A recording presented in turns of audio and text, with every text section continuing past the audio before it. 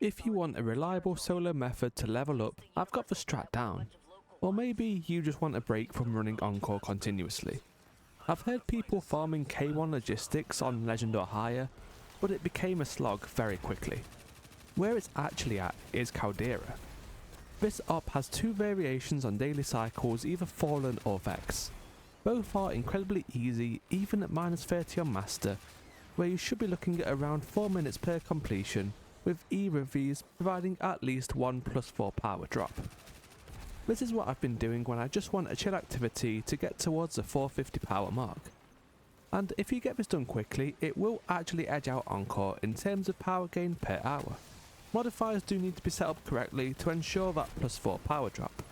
Always run lock loadouts, always run any of the +20 Bane options and a +20 Surge option.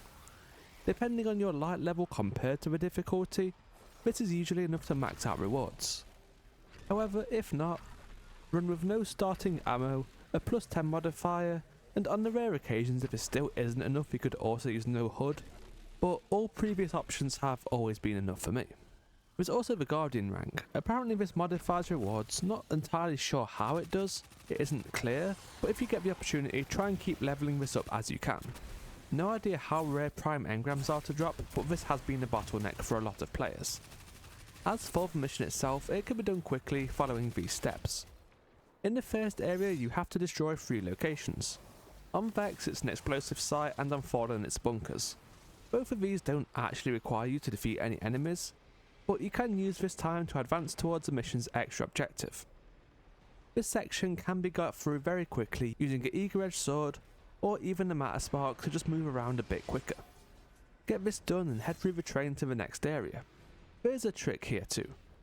Wipe at any point and you will get your spawn progressed to the boss room. You can jump off the map directly in front of where you appear. However, like before, if you do have some progress left on the secondary objective, the enemies in this area do continually respawn, so get this closer completed before heading over to the boss. Both bosses are incredibly easy. The build I used was peacekeepers, and just spamming the barodiad into them was more than enough. The Fallen bosses have a mechanic where if you damage one, the shield will swap to it. When you damage the other one the same amount and you keep going between them, it's easy enough. The Vex Harpy will periodically spawn in Vex cubes you need to take out before you can progress the fight, but other than that there's nothing really to it. And that's it. As I said before, you want to aim for around 4-minute clears. This can be done with a lot of builds depending on what class you're using, but on Titan feel free to try this Peacekeeper setup.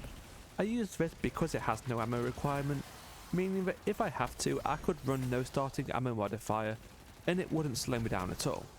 If you are clearing Encore in over 12 minutes, this solo method will actually turn out better, and 12 minutes is quite an impressive time for the exotic mission, especially after we can no longer use Grappler.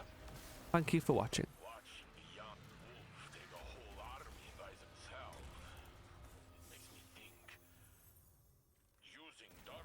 Guardians are stronger than ever.